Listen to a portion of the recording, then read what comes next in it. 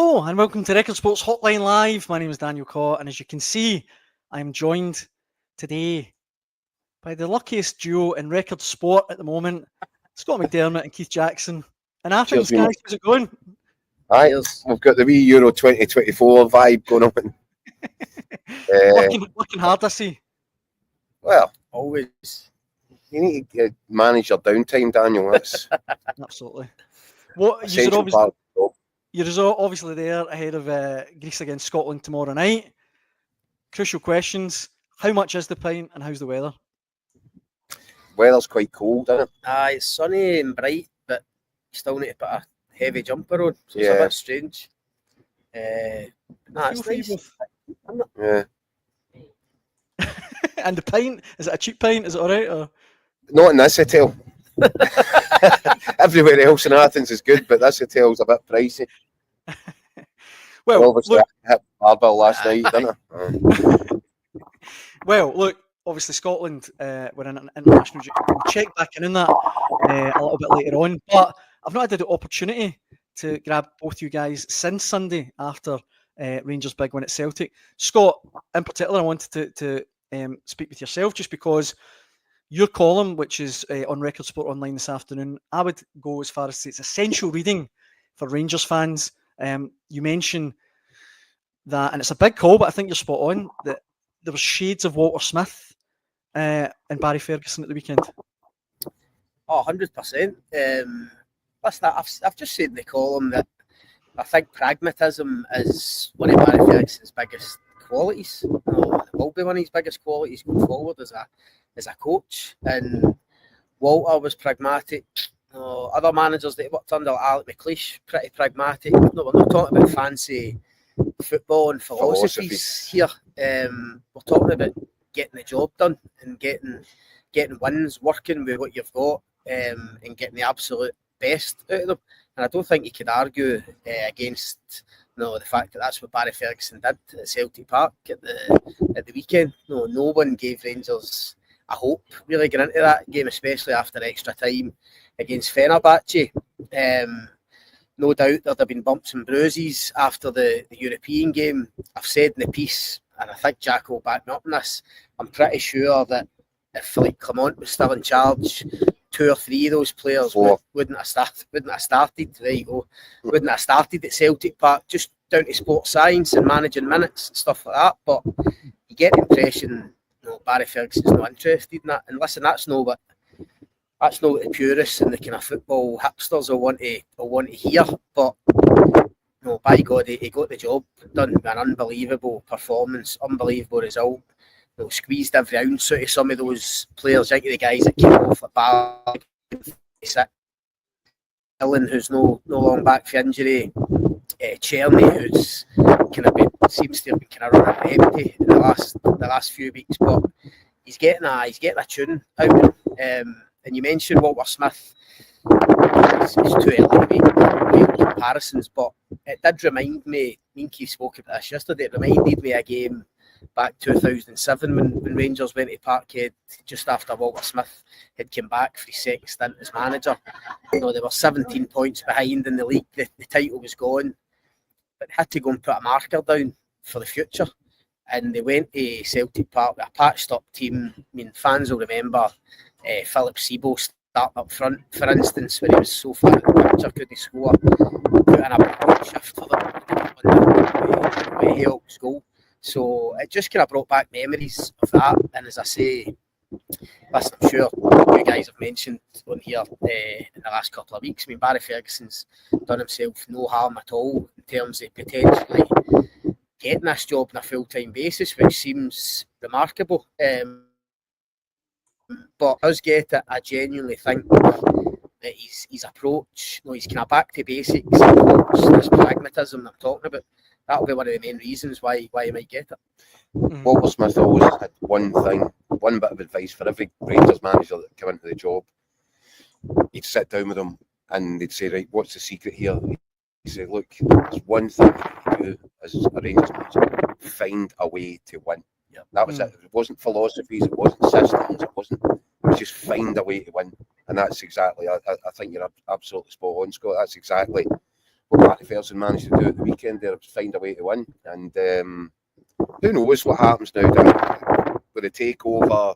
The Americans will probably have their own ideas. They're heavy into the sort of data thing when it comes to recruitment. So they might have a completely different idea.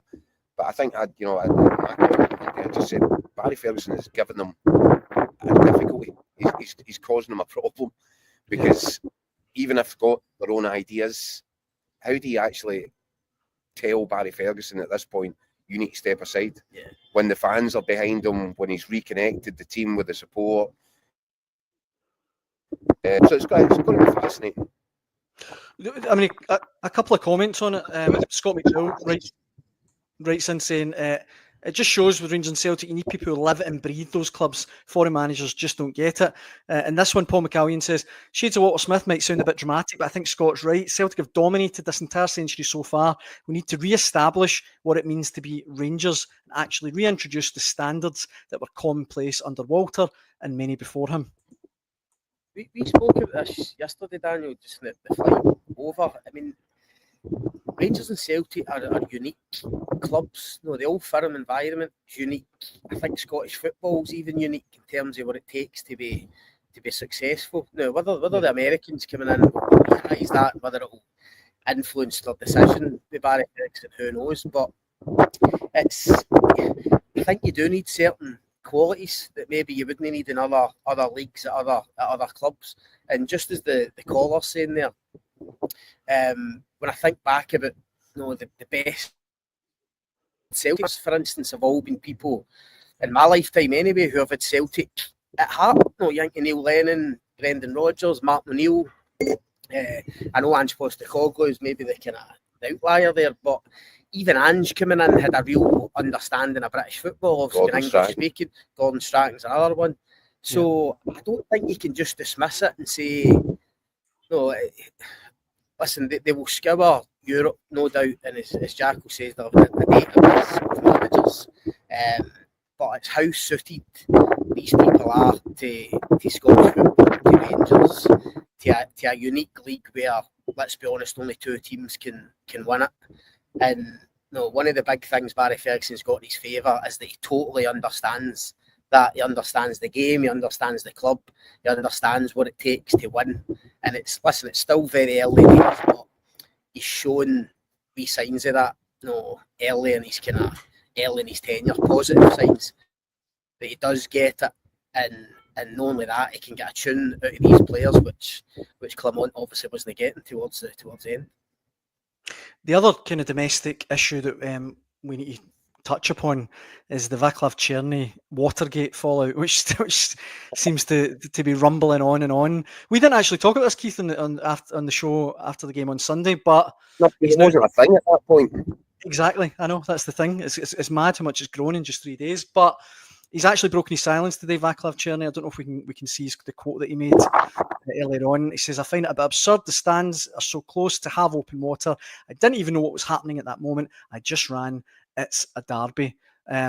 Let me follow that up with some comments that we've had written in. John Scott says, I find it troubling that Cerny thinks a police investigation into spraying Celtic fans with water is absurd.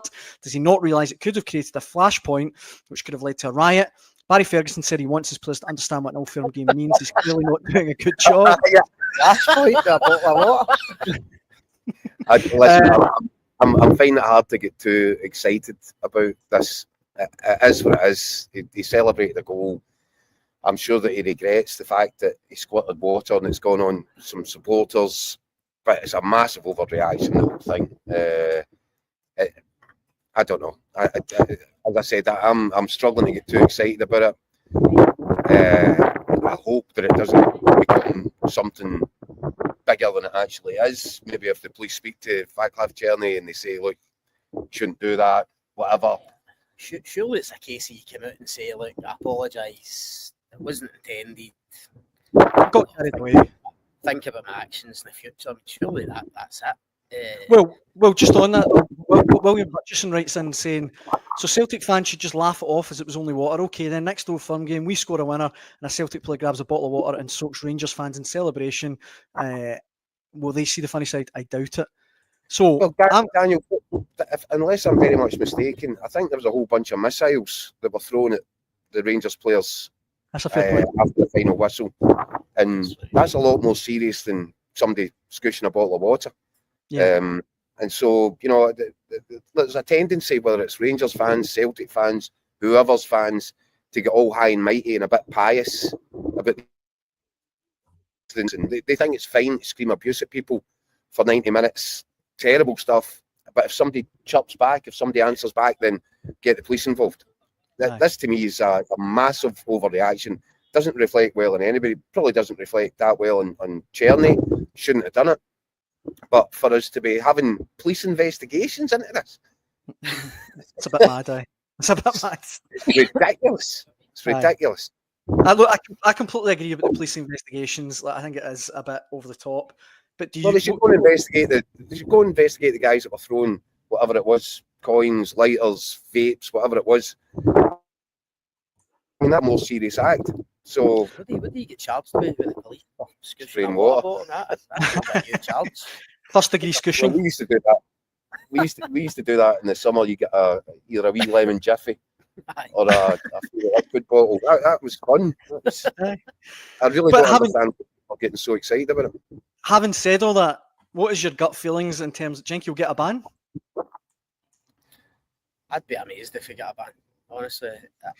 It wouldn't surprise me. No. Do you know the only reason why I think you'll get a ban is just because that last emailer, like, if they let him away with it, so then what if Adam does it at Ibrox? Then, like, let's see. This is one of the things that really annoys me about Scottish football in particular. He could have caused a riot. He could have caused a... So people, grown men, can't behave themselves because somebody gets splashed with water. That's going to result in a riot. Come on. No, also, as Jackal says, I mean, we don't know for certain, but I'd love to ask Barry Ferguson privately, but I'm pretty sure he'd have got a fair bit of abuse for 90 minutes, given the close proximity to the Celtic fans behind him. I mean, I'm almost certain they wouldn't have just sat there quiet the whole game. Welcome back, Barry. Barry's good to see you, Barry. It's been a while. I'm speculating, but as Jackal says, I mean, fans, they want to give it out at times, and then when there's a wee bit back, especially obviously when they're on the losing side, a bit, but I'd be amazed if it's not just a slap in the wrists, Daniel. No, an apology, and we can all move on. Aye. Well, the same man, going back to matters on the field, also said he wants this move to Rangers permanently. And look, we've talked about him a lot this season, Keith Cerny. I think technically he's a brilliant footballer. Like, if these new owners could get that over the line, that would be a huge thing. Yeah, I'll give you a wee bit of an explosive here, Daniel. Oh, nice one. I believe that he's spoken to Barry Ferguson, and I believe that he's trying to find out if Barry Ferguson is going to be the permanent manager, if he's going to get the job on a longer term basis, because he's so impressed with him, he likes working with him, that I think he's got 7 or 8 different offers on the table already. Mm-hmm. But he would pick Rangers, and particularly if Barry Ferguson is going to be the long-term manager. Well, sorry to jump in, Keith, but just to say, the story that's been online all day on Record Sport Online, the quotes from Cerny, he says, he was asked, does he want a permanent move? He says, I definitely do. He did follow up by saying, there's so many aspects I can't control. All I can do is the best on the pitch. So I definitely do. He wants the move. So, well, the thing for me is, Daniel, it's because they got the deal done with the sort of option to buy. It's the price is set in stone for Rangers. Now, for other clubs, I don't know, they won't have that same option, but it's €7 million, I think. Just get dive bombed by a pigeon. €7 million. So I think it's just £5.5 million. Now, I have said that I don't think the Americans, I don't think anybody should be sitting there thinking this is going to be massive war chase and they're going to spend millions after millions. But £5.5 million for Cerny looks like the sort of deal that's very achievable. very much in their price range. And I think if Barry Ferguson was to be sitting down with Andrew Kavanagh, Marag Parathi, I think that's one of the first things that he would say, look, you know what, we can't not do this deal.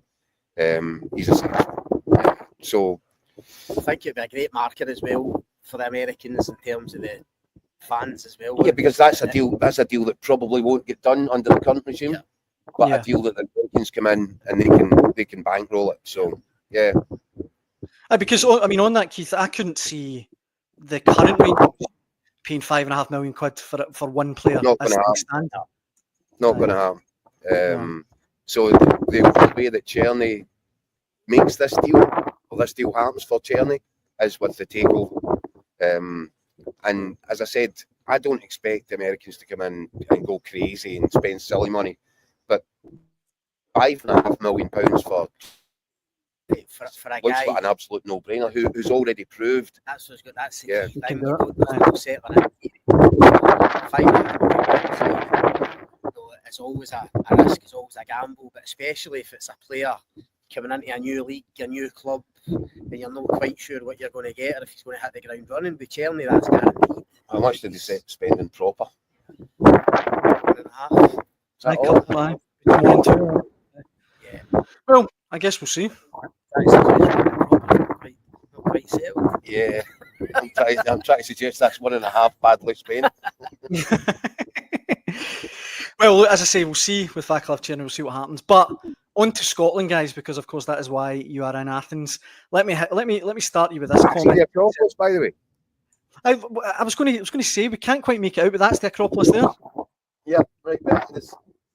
Yep. We came to this special vantage point, particularly for you to be impressed. Yeah. You've got the Acropolis, you can't even see it. It's like doing a Facebook Live with Judith Chalmers. Honestly, it's like a show. Let me hit you with this comment that John has sent in. He says, "Maybe I'm getting old and grumpy, but who else thinks this Nations League playoff this weekend is totally naff? Bad enough you need a degree in cognitive science to understand what it's all about. Meanwhile, we have 9 league teams competing for a top 6 place and ultimately European qualification. Not to mention John McGinn, Kieran Tierney, and Rangers players competing in the latter stages of Europe's top competitions." A bit of a downer to get us started on Scotland, but what do you make of John's comments? Daniel, Keith touched on this yesterday. What's the alternative? It's more friendly. Friendlies. Which are even more mundane. Do you know what I mean? And these guys, these players you're talking about, they'd have thrown a sickie. They wouldn't be here. There's something on this game. And do you know what I actually think? I think that because domestic football, European football, it's getting into a rhythm, everybody's enjoying it, it's reaching a crescendo. You don't want the interruption of an international break. And whatever this was, people would get a bit fed up. But I actually think when kick-off time comes around, Scotland fans will remember they actually really enjoy watching this team. This is a good team to watch. And we're about to play 2 games against a very good Greek side, and there's a lot on them. There's jeopardy.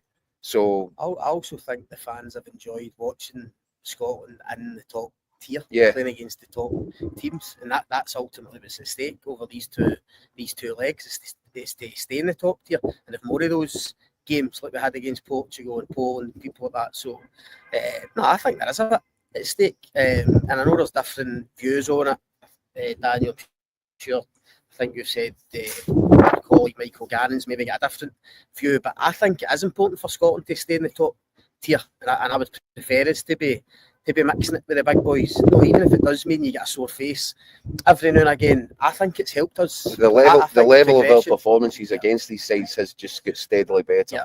It's really important for the progression of the side. We've got some really talented players. You know, we're looking at the possibility of having a Serie A midfield. Yeah, that would be class. If that happens, that'd be class. I think it probably will happen. So that, you know, this is where this side needs to be. It needs to be at the top level. It needs to be challenging itself, trying to punch above its weight. And I think we've actually done it quite successfully over the last 12 months. There was a point when we started off this campaign where you thought we were going to end up with 0 points from this section. But they grew into it. They matured into it. And we've now got to the point where we've got a playoff, and I'll be honest with you, I fancy our chances. The other thing as well,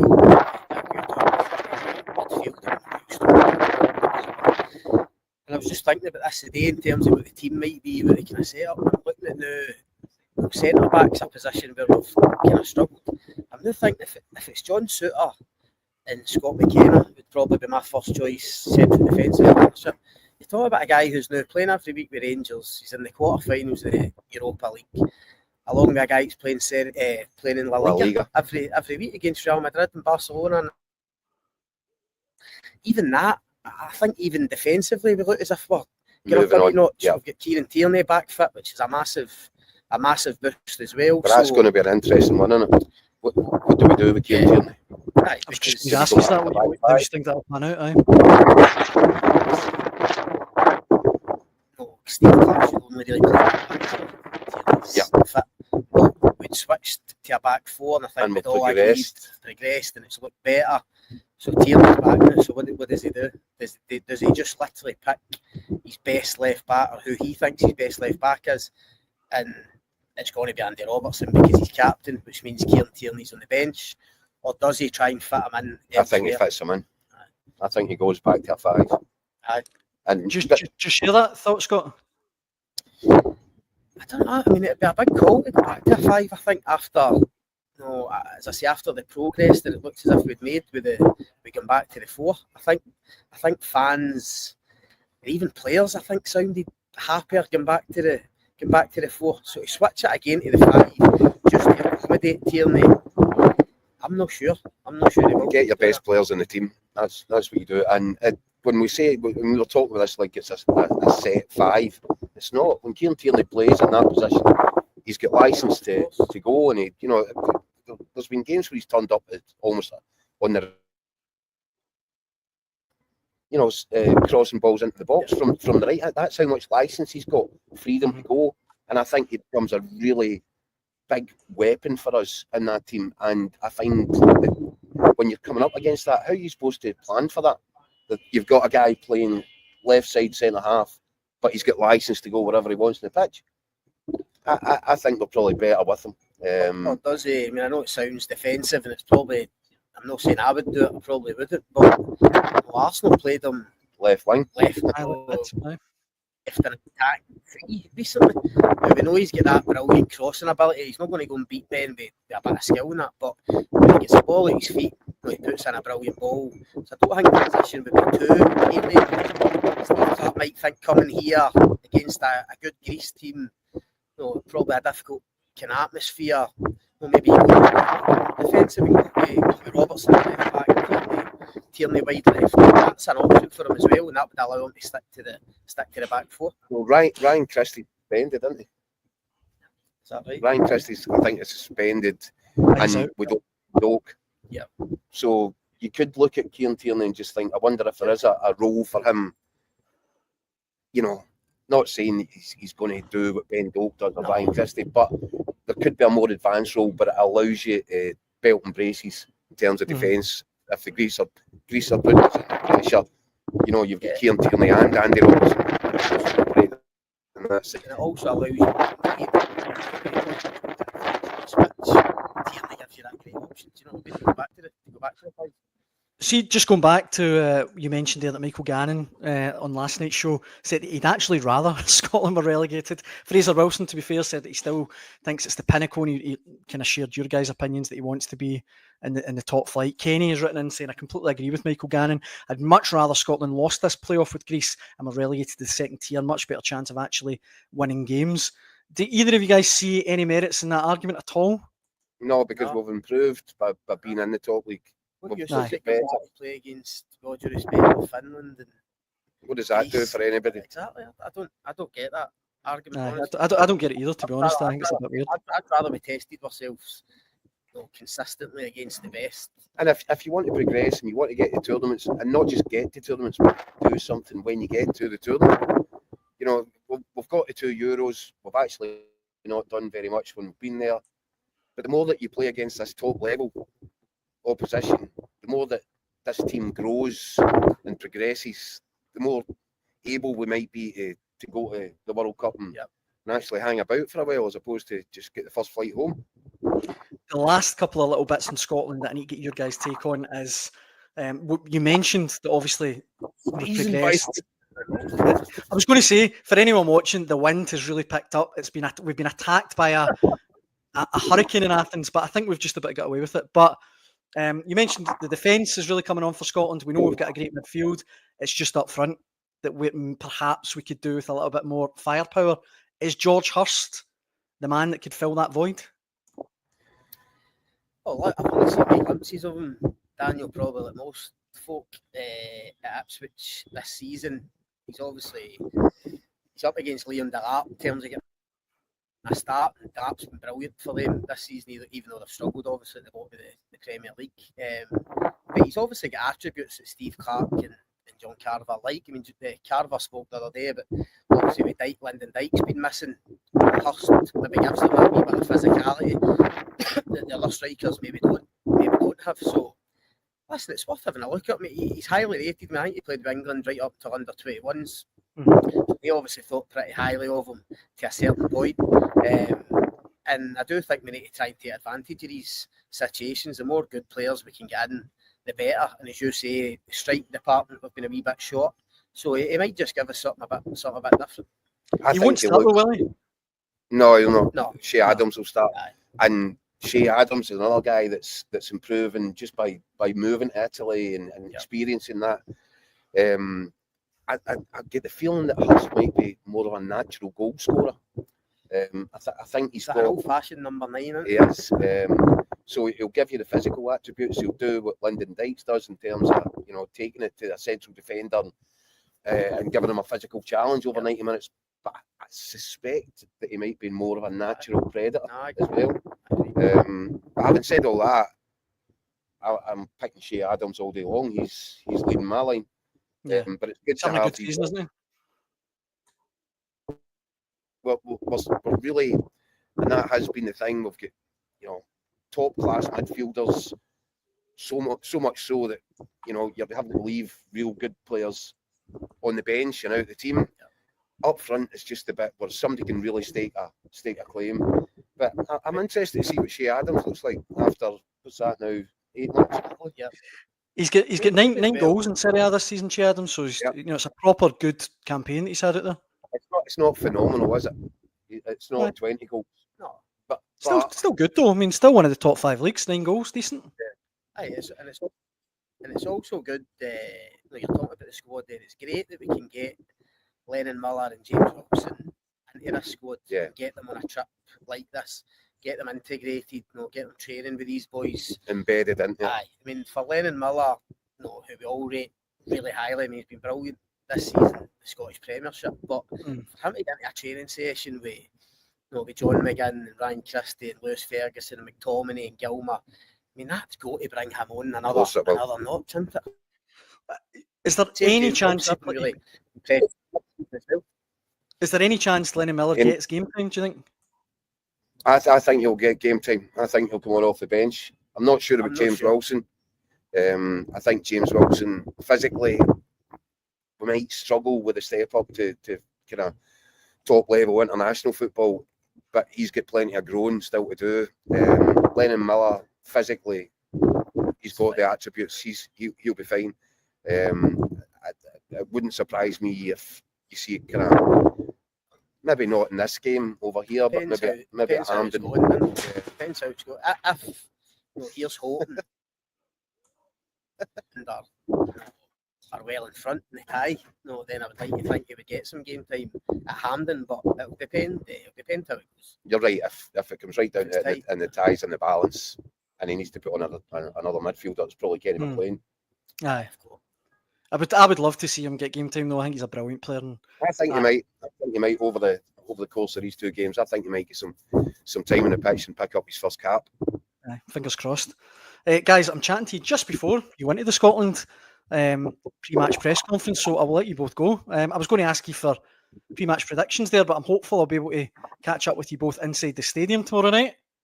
We will catch you from the stadium. Yep. Try not to get into too much trouble. No,